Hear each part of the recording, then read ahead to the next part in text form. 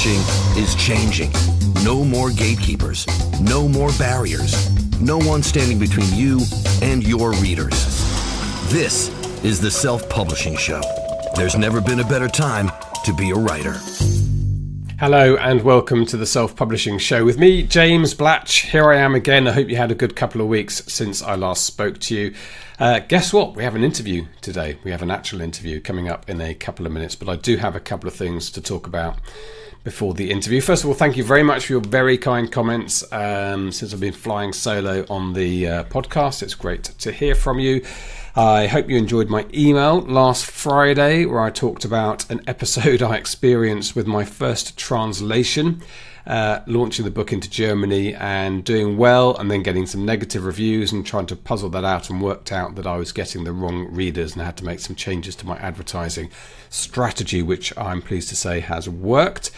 And on top of all of that, I'll say through that episode, those ads have been profitable. In fact, I looked up the 2 days. I haven't looked for since Friday, but I looked the 2 days, Thursday and Friday last week. I made something like £57 for a £10 spend, £5 a day spend. A very low level for me, but I'm just obviously launching one book and making sure everything's working and fine. But instantly profitable in Germany, which is amazing to me. Now, those of you who are listening to this episode with 15 books in your series, I know that it's an expensive endeavour getting your books translated, although I did it fairly cheaply, I'll say, but there is money on the table to be had, which brings me on to the first thing to talk about, which is that we had a live training event with Bella Andre last week, and we have launched a one-off standalone course with Bella. It's actually Bella's course. It's a joint venture between Learn Self-Publishing and Bella, so this is not part of Ads for Authors or Launchpad. It's a standalone course, and we share revenue with Bella, so hopefully it'll pay her back for the many hours that she spent putting this course together over last year and into this year. And Bella is somebody who's done a terrific job with translations, and she made big mistakes to start off with. It's a familiar story, isn't it? Some of our courses, we make mistakes that cost tens of thousands of pounds. We'll work out how to do it correctly and then do a course on it. Well, that's pretty much what Bella Andre did. So she's a very prolific, very good romance writer. She's somebody we had on this podcast in the very early days, maybe episode 2 or 3, something like that. And she was the one who told us she signed this $1 million traditional contract with the publishing deal with the traditional industry because she'd been self-publishing, was doing well, and sort of used that leverage against them, or in her favour, to get a good contract for her print distribution. Well, she's gone on from strength to strength, and she decided to get into translation. As I said, she made mistakes. I think $30,000 mistake is one of the early sessions in this course where she explains what went wrong. But she has perfected a method of doing things now so that she is killing it. I mean, she's making 7 figures, I think 7 figures from Germany alone. She's also in Italy, and I think she's also in France. So what Bella's done, she's set out to teach the rest of us a step-by-step process of how to get translations right, how to maximize your profit from your books. I can give you a quick rundown of what's in the course. So module 1 is how she got into indie translations, and I think that is where she talks about her expensive mistakes. Module 2 is a kind of why you should be translating your books and a kind of checklist to go through to see if it's going to be suitable for you. But spoiler alert, if you've got more than 2 or 3 books, it is going to be worth it. In fact, if you start early, which I've done, I've only got 3 books, but I've done my first one, I've ordered my second. It's just going to be a little less painful financially as you do it as you go along. How to get started with translations is module 3. How to work with your translators, a very important point, module 4. How to publish your translations is module 5. Module 6 is a big module on how to optimize your profit, so 9 sessions in that comprehensive module. Module 7, a shorter session, which is are your translations working, how to check on that. Module 8, how to optimize the translation process. And then a couple of modules to finish off, how to translate children's books. Apparently children's books doing really well again in Germany. Germany seems to be a vibrant market, but I think France as well. So illustrated children's books in particular are doing really well, and the market is hungry for them. and then some final notes and some interview transcripts to give you some value added stuff. So that is the translations course. You can learn more about it and you can enroll. There's an early bird offer that's there for 2 weeks. There's $100 off, so I think it's I must get this right, so I'm going to say it. Yeah, it's $299 US dollars instead of $399. It goes up in about probably 9 days from now. So if you go to learnselfpublishing.com/translations to take advantage of that early bird offer, and of course, as always with us, there's 30 days, no questions asked, money back guarantee, just to give you a bit of confidence if you're going to invest in that course. The other thing to mention is that there's another early bird offer which is about to run out, which is for our conference. I can't wait for our conference, June the 25th and 26th in London, the Self-Publishing Show Live. We take over a venue. We occupy a venue, the entirety of the South Bank Centre here in London. It's a fantastic venue. If you've been to the conference before, you'll know that. Big, gorgeous lobby area, which will be quite a trade fair this year. We've had a lot of people want to come and set out their stalls, and so you're going to have plenty of people to go and say hello to, not just the big wigs like Amazon at the top of the tree. You can actually meet Amazon, make a contact there, which is really important, but you'll get people from the audiobook publishers, which more of in a moment, Drafted Digital, of course, Reedsy. We've got people doing websites, we've got other distributors, we've got some other audio options, not just audiobooks. People like Pocket FM are going to be there. So lots of people there to speak to, and there might even be some services you didn't even think you needed. So an opportunity just to meet people and say hello. So you're not being sold stuff in the way, it's just people there with their services, and you can go and have a chat with them. And the stage is going to be filled with the decisions we've made editorially of what's important and what we need to be talking about at the moment.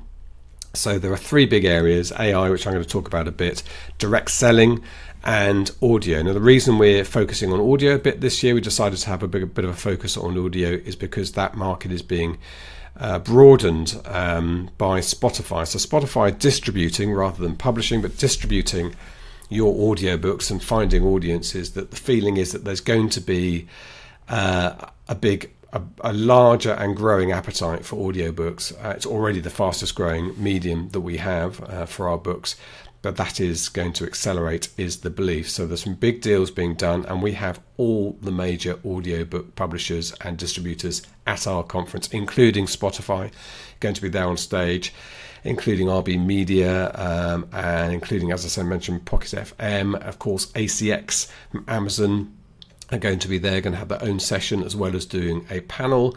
And Podium Audio are going to be there, which brings me on to the interview in a moment, because we're going to hear from Podium, from Victoria Gerken, in just a moment. But let me just tell you that if you want to come to the conference, now is the time to buy a ticket. We were going to run the early bird offer out at the end of last month, but we were so busy with everything else, we thought that announcement's going to get lost at the bottom of an email launching the translations course, etc. So we decided just to give it a little bit of an extension. So it goes until it's going to go until, let me just double check this, because there's no point in me saying it's going to go until a date after this email. It's going to go until Sunday the 14th. So this podcast and emails going out on Friday the 12th, and by midnight on Sunday, that early bird offer to come to our conference ends, and then it's about £25, which is kind of the VAT element. Unfortunately, this year we had to charge VAT, which is really annoying. So we don't get that money. Obviously, it goes to the UK government, pass it straight on.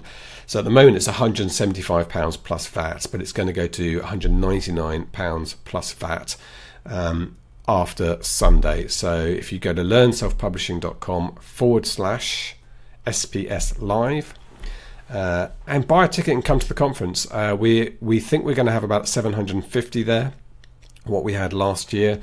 And if you're going to be a part of it, going to make some friends, come and say hello to me, support us in our kind of new lean world, it would be great to see you. And if you're in China or Australia or America, just hop on a plane. It's as simple as that. Come and see us. Who knows when this will happen again. So yes, please do. If you want to come to the conference, take advantage of that early bird offer. You have until Sunday midnight. Which midnight, I hear you ask? Well, I always say this, the last midnight in the world, Easter Island midnight. So in reality, if you're in the UK, a bit of Monday morning will still be included in that, but I wouldn't risk it. Just pick up your ticket over the weekend. Okay, so they're the two things I wanted to talk about. Sorry, a bit of a sales pitch on the translations course, but just reminding you also that the conference tickets are going to go up in price if you are going to come. Now's the time to buy those. But we have an interview, and it is with Victoria Gerken from Podium, who are one of the largest publishers of audiobooks. And they are people, there'll be people listening to this podcast I know who've had a knock on the door from Podium because they are recruiting authors at the moment. So part of this interview is what they're looking for in authors who they're going to publish and take the audiobooks off your hands and give you a royalty split on that.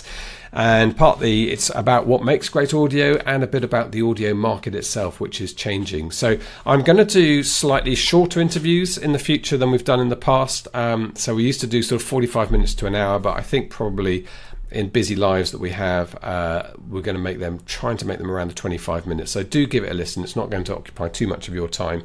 But let's hear from Victoria, then I will be back to say goodbye at the end. This is the Self-Publishing Show. There's never been a better time to be a writer. Victoria Gerken from Podium Audio, thank you very much indeed for joining us on the Self-Publishing Show. Thank you very much for having me. You're a British exiled in United States, we should say, so people can hear. Hyphenated. Yes, the British accent. How long have you been in the US? I have been nearly 30 years. Wow. I moved over in 94, to New York. I was young, and I never went back. My friends in London all asked me how long I was going for, and I was like, well, maybe 5 years.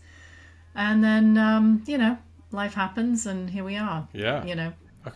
Several jobs, and 30 years later. Congrats on keeping your accent. Is there still stuff you do that you only do as a British person that your friends think, oh, you do that because you're British?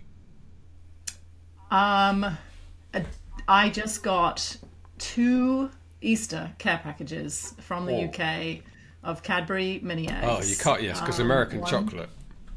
Oh, terrible. Can't do it. Terrible. And my American friends look at me bewildered when I say this. They go to the Hershey Spa. People like Cecilia Mecca and Lucy Score, they're devoted to Hershey. They go to the Hershey Spa, and honestly I say, but the thing is, the chocolate tastes like vomit, so I don't understand how you can do that. And they take it. They take it personally. I bet they do. It tastes like chalk to me. It's not worth eating. It's not worth eating. So whenever I come through, and I'm looking forward to a little trip to London at the end of June. Stock up on some Cadbury dairy milk. You better believe it. I go through Heathrow and I get those mega bars, the travel bars. I have a couple in my basement. So if I can keep my husband off it, I'm in good shape. Yeah. But I can imagine once I open one of those, it's all over. Imagine all the sniffer dogs following you.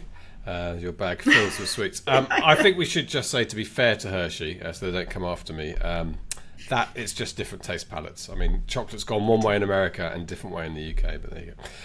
Okay, look. It's so what you're used to. Yes. I also say tomato still, and potato. There you go. Just saying. So and water. keeping the Union Jack flying still on pronunciation. That's right. Okay, look, let's move on with this. We're talking about audiobooks, Podium in particular. Now, the audio market is changing a bit at the moment, and has been for a while, quite a few choices available to authors. So I think probably a good idea, Victoria, is if you outline what Podium offers authors and who you link with, other sort of collaborations that you might have. Yeah, I mean, growth has been steady and explosive at the same time for, the last 10 years, I guess. Double-digit growth in retail sales. I'm particularly thinking about the US. So certainly I've been at Podium nearly 8 years. So I have been able to ride a wonderful rainbow up the rainbow, and hopefully it will never go down. But there's a lot of opportunity still in the market. There is a lot of growth yet to come. I think only maybe 50% of people have taken on audiobooks and listened to audiobooks. So there's still plenty of people out there who have not discovered audio, and we are yet to find. So as far as Podium's concerned, I mean, we started over a decade ago as a purely audiobook publisher, licensing rights mainly from independent authors, self-published authors, and it was founded by two Canadian gentlemen, one of whom fell in love with The Martian by Andy Weir, found that book when he had self-published it for 99 cents on Kindle, and I think it was the first fiction audiobook that Podium published, and it really proved the model. It proved that there was really great content being published by authors directly, didn't need gatekeepers, didn't need editors sitting in New York ivory towers, but people putting out, great books via KDP. So that was their insight, was that you pair a great narrator with an indie story, and a lot of the books, were being published mainly in fantasy and sci-fi, and to a lesser extent romance. Then obviously romance has really taken over. But there was, they discovered a niche, and then 4 years later I joined, just doing acquisitions, and still primarily focused on the self-published market. So just looking for authors who were proving that they had a market for their story in Kindle, and then acquiring audio rights, and then casting a great narrator, and the rest is history. So that's the foundation of the business. So, so your model is to look at authors who are already showing success, that readers love their books, who maybe have dabbled a little bit doing their own audio, but you're basically they're the people in your wheelhouse. So you can, and are you proactively approaching them, or do you get enough submissions now that you don't need to seek them out? Oh, no, we're all, well, both ways. I mean, we now have a reputation as a quality audiobook publisher, and so authors definitely seek us out, and we go to a lot of events and talk to authors about what we do, and so it's definitely both ways, but we are very active in our outreach. And we also, yes, I mean, we'll publish first-time authors. Like, nobody has to have an audiobook. In fact, sometimes it's actually better if they don't have anything already published in audio, because then we can get a fresh start. We don't have to put them in the market with maybe a lesser performing audiobook that's kind of out there. Obviously, if they've got a great performing audiobook, then that's awesome. But a fresh start doesn't worry us at all. And we also go through agents. We have a lot of agents that we work with who will pitch us their authors, and we'll always look at kind of how the story is connecting with readers, because that's really what we're concerned with. It's not about what I personally like as who I am.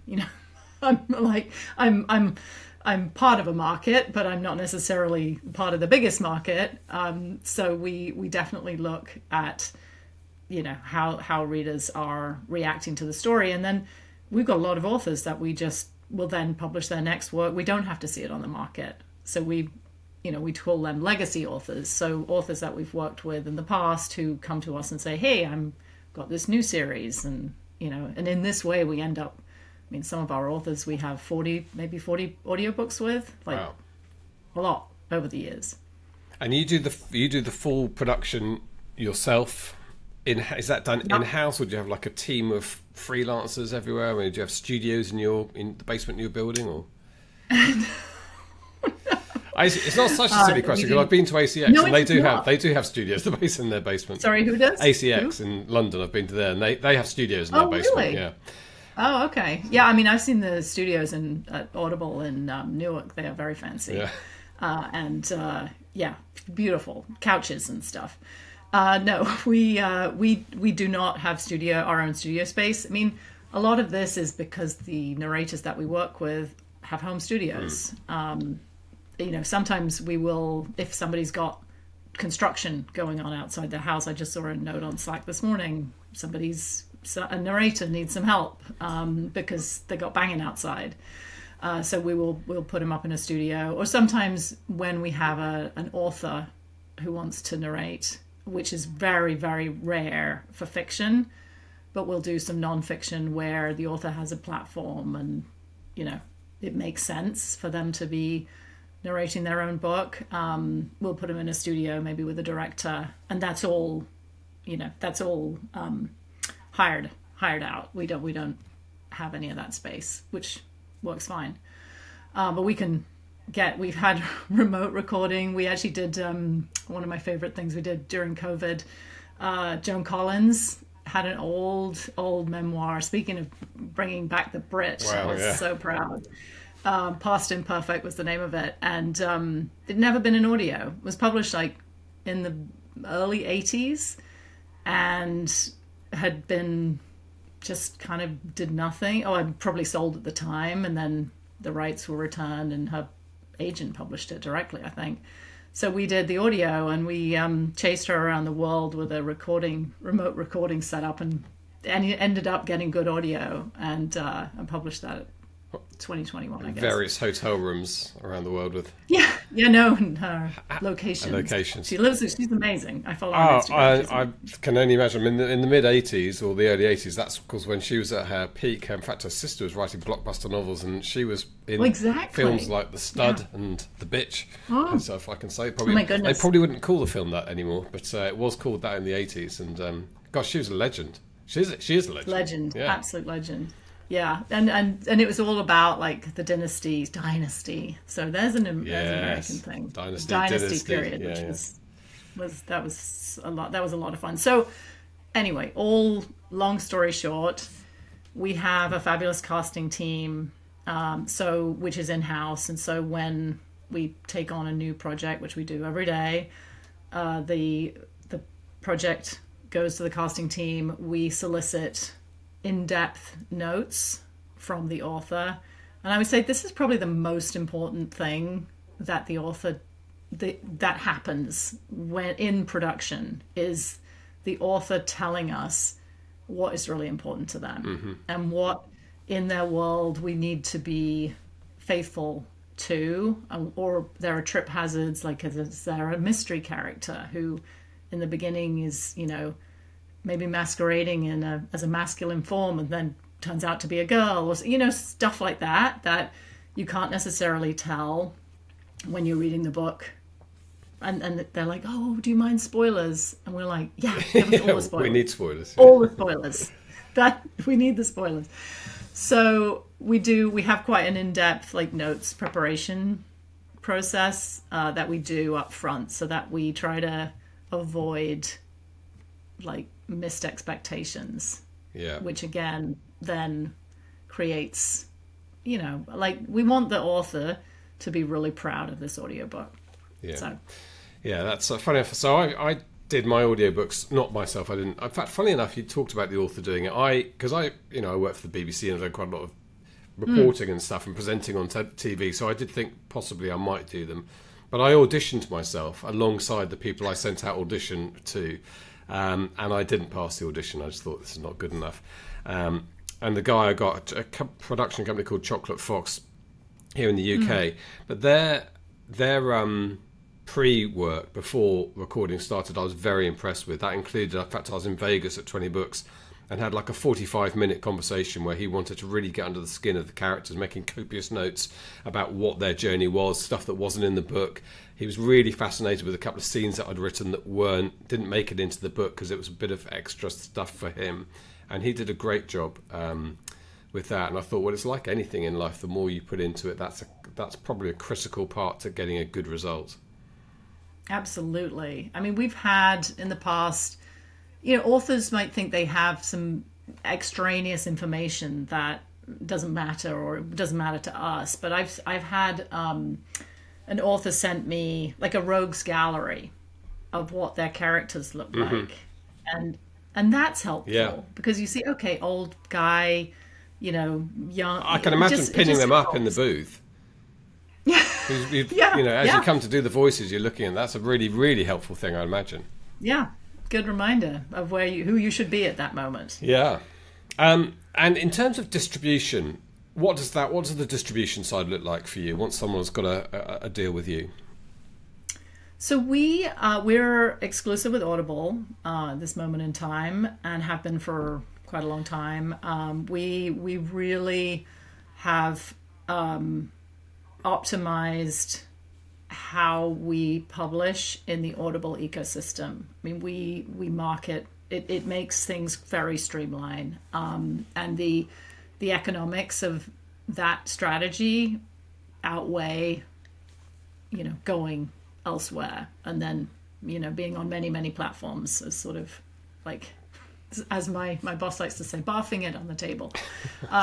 We don't do that, so we're very focused on Audible. That's your boss's expression for going wide, is it? Barfing it on the table. I like it. We're not going to do that. Well, we're not. I like the expression. It'll be selective. Yeah, it's charming. And also think about like who our authors tend to be. They tend to be in KU. Mm-hmm. So they tend to already be in an Amazon exclusive ecosystem. So it really has worked. It has worked out really well for the authors and for us. But I mean, obviously things are changing rapidly. I think Spotify coming on the scene is going to be a really interesting opportunity. I don't think they cannibalize audiobooks. I think they expand the market for listeners. I mean, they just have, what do they have, like 160 million users, monthly users? It's incredible. And so if they can convert, 10%, I mean, that's a good number. Yeah. So obviously right now they're giving it away basically for free to their premium members. So obviously we're watching it really closely, seeing sort of what the results tend to be. But it's certainly an exciting moment. Yeah. Seeing them come. So we should probably just pause and explain a little bit of the background there, because not everyone will be up to date on this. So Spotify come into the market, audiobook market, reasonably noisily in the industry, and they're coming to the conference as well. In fact, you'll be on a panel. I think you'll be sitting next to them, and we're talking about the different things. But one of the aspects people need to understand about, is why I asked you about distribution and the production stuff, is that Spotify are just distributors. They're not. And in fact, I had a chat with them at London Book Fair last week, and I asked them, apparently everyone was asking the same question about, are they going to start commissioning? Are they interested in that? And absolutely it was a no from the people I was speaking to. They want to be a platform for distribution. I don't know whether the stuff that happened with podcasts with them in the past maybe plays into that decision. But anyway, that's so they're going to be a platform for authors to upload and distribute. But as you say, a really key thing for the wider community and for your company to think about is just that expansion of audience, which Spotify can do, because, as you say, we've all got Spotify on our phones, and suddenly audiobooks can become a thing. If they become a thing for you, people are increasingly, I feel, platform agnostic. They probably didn't used to have a platform that's where you consumed from. We're certainly feeling like people are less tied to those platforms. So hopefully, Victoria, it will just be for all of us, whether you're Podium or the other ones or independent. It'll just be a bigger market for you to sell into. Yeah. Well, it's interesting that you say that about Spotify and production. That does make sense. I mean, they obviously bought Findaway, but I think Findaway has done away with that, with their, Findaway voices. Yeah. At least that's my understanding. So yeah, I mean, it's exciting. I mean, the one thing I think people are reluctant to do is to use random apps. So I think if you have, I think it's still got to be convenient. And certainly I think that would be the lesson that I've gleaned from authors who've tried to sell direct, and have white label apps and stuff like that. Like even, Brandon Sanderson with his huge Kickstarter. I mean, people were still apparently saying, in fact, I think I heard this on your podcast, that they wanted the audiobook on their Audible app. That's what they wanted. And he's got a big audience and you'd think that they might be a bit flexible. But I think having what you want where you want it is really, that's the name of the game. Yeah. I suppose price might come into that. That's the only thing about, I think people going direct. If you can sell your audiobook for £7 rather than 25 or whatever, that's because price. I mean, do you think price is going to come down? We haven't mentioned AI yet, which is another sort of elephant in the audiobook room at the moment. But do you think prices will move a bit? Spotify obviously will at some point have to start charging per unit or doing something to up that. Yeah, and I think a couple of weeks ago maybe they announced their audiobook tier for the ad-supported subscribers. So, people who don't pay premium subscription, I think it was like $10.99 would get you maybe it's and I am not a Spotify user. I'm an Apple Music person, so I'm I need to get back on Spotify. But as I remember, it's like $10.99, I think, for 15 hours. And then they have the top up thing, I think the same as the premium. So like once you get to 15 hours, then you I don't know, is it $1 a minute or £1 a minute or something like £1 a minute, £1 an hour? Seems quite expensive, £1 a minute. So yeah, so it is, but the ad supported has brought that down, right? So that's almost like pegged an audiobook for $9.99 or $10.99, whatever it is, which is obviously less than $14.95, which is Audible. Yeah. So that seems to be that is the direction that they've taken price. But fundamentally, audiobooks are about $15 because of the credit model dominance, or like WhisperSync price. Like people still use WhisperSync to add half-price audiobooks for $7.49. So there's definitely ways that people can get an audiobook for far less than the retail price. But yeah, I'm sure prices will be coming down. Yeah. And I mentioned AI there. So we know that Audible made a decision recently that they offer, though it's in beta, an AI service to independent authors so they can have their book done. And people weren't sure whether they would accept AI or not, but funny enough, they've got their own beta program at the moment. What is Podium's position on this? Yeah, and it's interesting, like that position of the platform is actually very similar to other platforms and what they are willing to accept. So I wouldn't say that's like an Audible thing to say, oh, they're only going to accept their own AI. I think Google Audio also has the same restriction.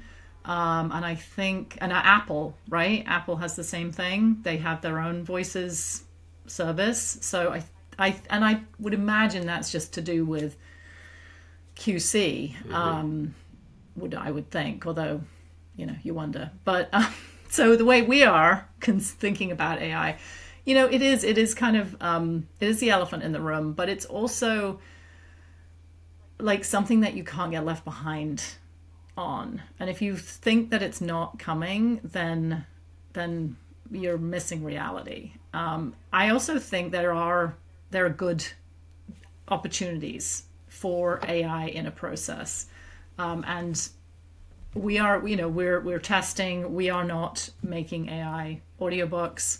Like that is, that. But I also don't know that that's the quality is not there today, or this. I mean, who knows? I mean, things are moving quickly, but I don't think that it's going to be that quick. There's something about the narrator's performance that is so important to the quality of the audiobook, and our approach is one of quality and then the content and matching a quality narrator to the content. Now, are there AI tools that can benefit the process and also the author and also, frankly, the narrators to make them more efficient and able to do more work, right? And then make more money, which is to their benefit, within the AI suite of tools that are being developed. Like you think about like Photoshop, like generative fill has been around for quite a long time, and spell check. You think about AI tools as being helpful to the job that you're doing and how to make the product that you're making better. And that's how we're thinking about it. It's like what tools are there out there that can make what we're doing better. Yeah. Yeah, I am old enough to remember when Photoshop arrived in the first place, and a lot of designers they had the same thing we hear about AI. Designers were saying about Photoshop, it was cheating, it's anybody could do it. They were scared of the access suddenly that people had to creating stuff that only they could do, because it was quite complicated, cutting stuff out and matting and all that stuff. All those skills suddenly replaced overnight. It was disruptive for them, to the point where they would say, they'd look at a book cover and say, that's clearly a Photoshop cover.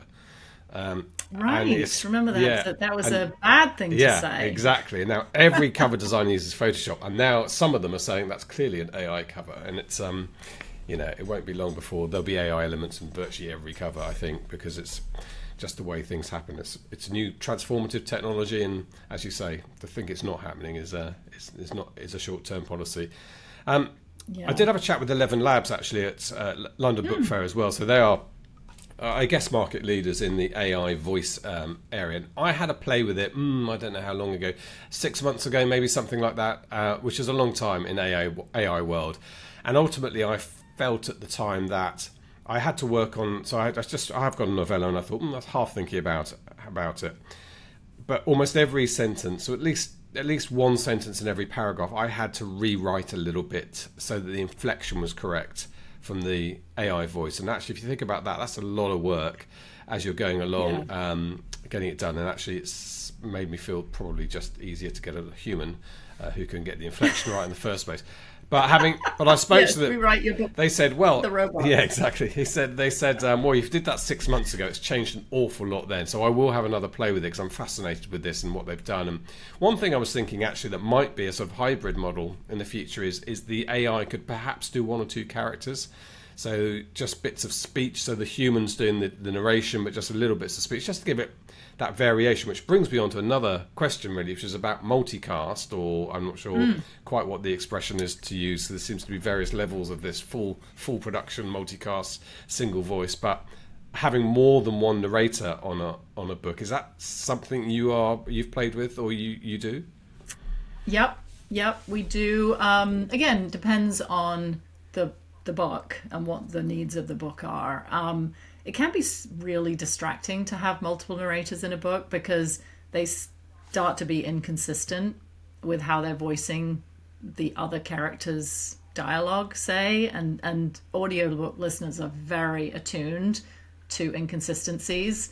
So that is a danger when you get more than one narrator. And if you have a really talented narrator, like, oh my goodness, Tim Gerard Reynolds and Nick Podell and R.C. Bray, and they are masters of characterization, and you don't need another person. Like, that is the amazing thing about audiobook narrators, and why I think it's can be a struggle for like TV actors or movie actors who've done like you do one character when you're in a film, and now you get in a booth and you got to do them all, and you've got like incredible, 100 characters, and it's crazy. It is crazy. So we will do, and I think that there's a difference between duet, which is like two narrators who are voicing gendered dialogue like in the story, or it could be like not gender, like it could be two females, but they're like the two main characters, and so they're within the scene together. Or there's like dual, which is then usually romance. Story is told from two points of view. So you'll have the chapter and it'll say Greg, and then the male narrator voices the entire chapter, including Jane's dialogue, if Jane speaks in the chapter. Right. So the guy is doing the whole thing, and then the next chapter is Jane's chapter.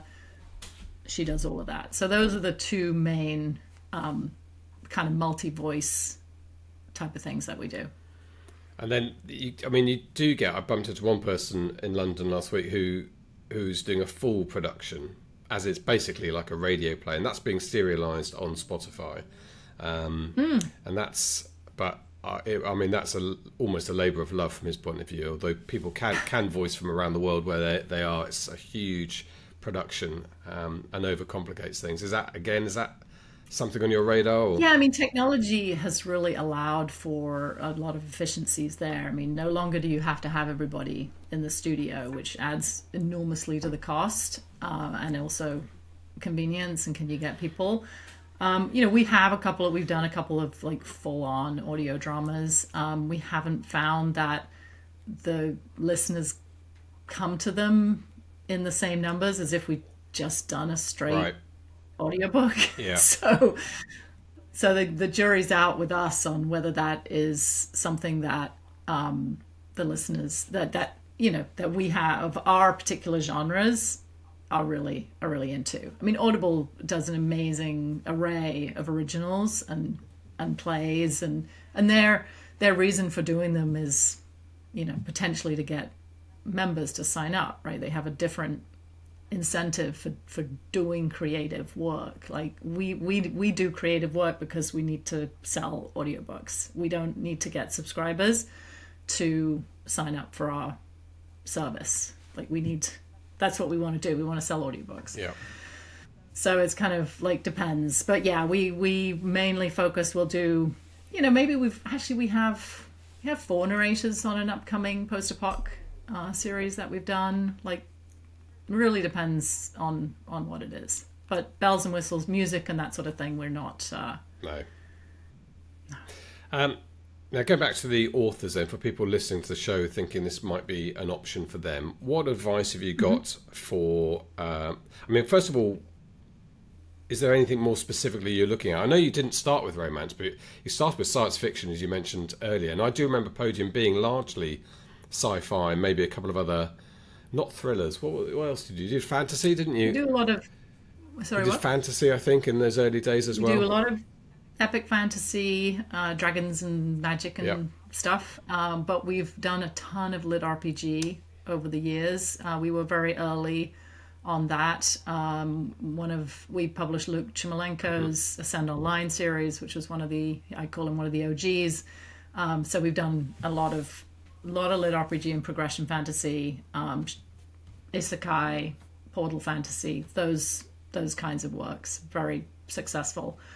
And then we did some romance back in my early days of acquisitions. We published J.A. Huss. We've probably got 50 titles of hers in the market. But we're very close to the market. That's what I would say. It's like whatever is trending, we are going to be doing, because that's what we do. We do what is successful, and that is what people want to read.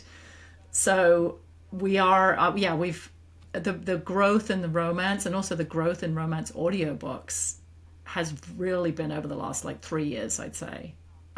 We did plenty of romance audio before, but it never really performed at the level that it's performing now. And it seems that market is just so huge. When you think about the size of a lit RPG readership, it's not that big. I mean, it's probably several 100,000 people, but when you think about the world of romance, it's just a much, much bigger audience. So it kind of makes sense that once they got into audiobooks, it was just going to be a really big audience. Yeah. So that is what we've seen. But it doesn't mean to say we're not publishing mysteries and thrillers and police procedurals and other very popular genre fiction, and some nonfiction when it's sort of the right thing for us. So we're very much generalists. I would say if somebody is thinking, is my book a Podium book?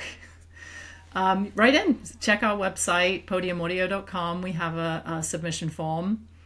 And ideally, if you are a debut author and you haven't, and you've got 1 or 2 books in the market, you send us a link to those books, and then we'll take a look and let you know if we think that we can publish an audiobook and make it successful in the market. We'll let you know. We're not going. If you're ranking at 500,000 in the store in ebook, that is probably not something that we're going to be able to create an audiobook for the cost and make our money back. So do you tend to look for people with series ready to go, 4, 5, 6, 7 books I mean, you're talking about somebody potentially with one book submitting. Yeah, I mean, it's good to hit something kind of at book 2 or book 3 with audio, and then you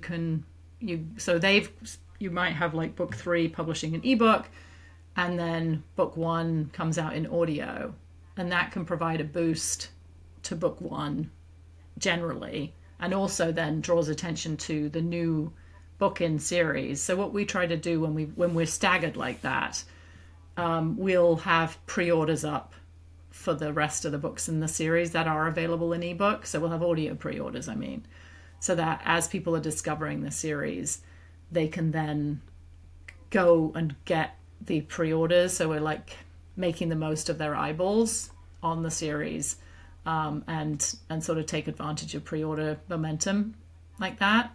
So I would say that's probably best, like waiting to the end of a series before either doing your own audio, honestly, or coming to a publisher. You're just losing those sort of launch moments and those marketing moments that you can never get back. So that would be my advice. And again, if you're thinking about, even if a publisher isn't right for you and you prefer to do it yourself, really, taking a look at the size of your audience and saying, do I have 3,000 readers, or do I have 5,000 readers of my book? If you do, you might sell 1,000 units of audio. Like that's the sort of economic question that I think you should be asking yourself. And I wouldn't be rushing to make an AI audiobook just for the sake of having something, because once it's out there, and you've got a first impression that is probably not amazing. And yes, it's accessible. Yes, it's in audio, but I would hesitate to suggest that, because you've spent all this time writing and pouring your soul and spent so much time writing this book, to not have the most optimal voice telling the story as an adaptation. Because this is an adaptation. It's not just, Alexa reading the book. This is a performance, and not having that as the first impression for audio listeners, I think, is doing yourself a disservice. Yeah. And if people do get a deal, is it like the traditional publisher model? You pay advances and have a contract, or is there a set fee? Was it all negotiated? No, yeah. we're a publisher, right? So we don't charge any costs at all. No production costs.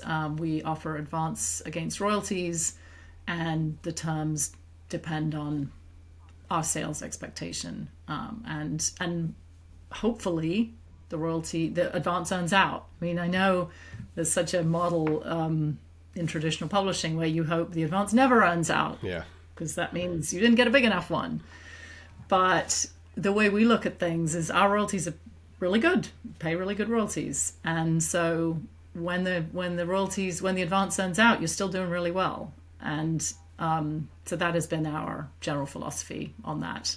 And the deal is 7 years from release. And usually World English, but we will take North America if UK and Australia is not available. But ideally we're doing World English, and we have done deals where we've, sold the masters to a UK publisher or something like that. So pretty flexible. And are you, in terms of your acquisitions, are you particularly busy at the moment? Because I get a feeling since Spotify announced their platform that there's been a bit of I don't want to call it a content grab, but there's been a bit of momentum in the industry to try and sign up authors. Oh, we're always busy. We are always busy. We've actually two of my acquisitions colleagues just came back from London, from the London Book Fair, where they had 60 meetings with agents, Wow. talking about their forthcoming titles and potentially making deals and telling agents what we can offer their clients. But in terms of, hearing directly from indie authors, it's constant. Yeah, 60 meetings at London Book Fair. I hope you gave them a couple of weeks to recover from that. Going to LBF and having 5 meetings in a day does me in.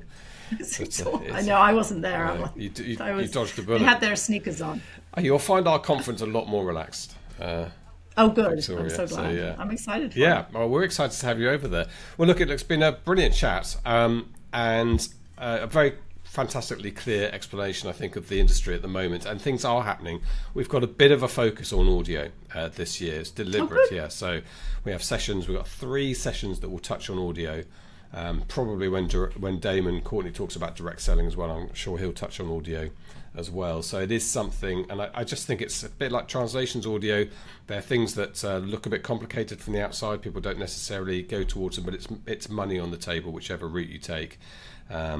And so definitely something. But as I hope this interview has helped people a little bit, because I think knowledge is an important thing in making the right decision for you. Yeah, definitely. I mean, it's not just money on the table, it's expanding your audience. I mean, and I think also connecting with listeners. There's something happens. I've heard from authors that we work with that they hear more from their audio listeners. They feel more personally connected to the story. Yeah, and some of them will have them do like an author's note and have them record the author note themselves and include that at the end of the book, and it just makes this kind of human connection that I think then translates into social media and their email newsletter signups, and I think that is the key thing as we enter this AI world. The importance of creators to have connections with their fans, readers, listeners becomes that much more important, because as you're putting your story out into the world and kind of competing with this noise of AI generated and anonymously authored, I use air quotes for authored, that sets you apart as a human being, is having those personal connections and having an audience that you can drive to your work directly. It's so important. Definitely. So when you're going through those hard times in life, you've got to remember that if you save that up and pour that into your book, that will always be the difference between you and AI. It's sort of the Joe Penn mantra at the moment, that humanity. That's right. No, she's completely right. Absolutely. Yeah, and I haven't even you have to have me back to talk about the rest of Podium Publishing, because we actually publish books now. Ah, okay, yes. I'm going to put that out there as a PS. Well, I'll tell you what, you're on the panel. If I remember, I think Ricardo is going to chair your panel. I'll ask him, get him to ask you that, because it'll be a nice, interesting little tidbit there. Okay, good. Victoria, thank you so much indeed for joining us. Good luck with the chocolates between now and June. Probably run out from your basement emergency store. And we'll see you at our London conference in June. That you will. Nice to meet you, James. This is the Self-Publishing Show. There's never been a better time to be a writer.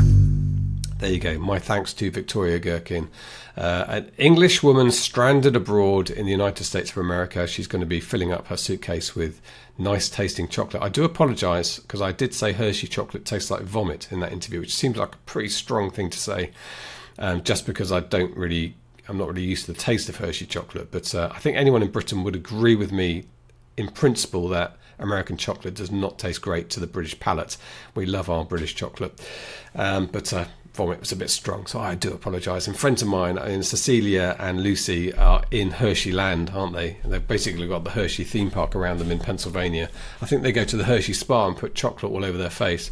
So they're big Hershey fans, so they'll berate me for saying that when I see them next. But anyway, look, there you go. That's it. Just a reminder, you can sign up for our translations course. There are 2 early bird offers you need to know about. The translations course, if you want to do that, at learnselfpublishing.com/translations, and an early bird offer to pick up tickets for the Self-Publishing Show Live, which is going to be a fantastic event in London, Tuesday and Wednesday. Come and say hello to me. I'd love that if you did that. And the early bird offer for that expires on Sunday, the 14th of February at midnight.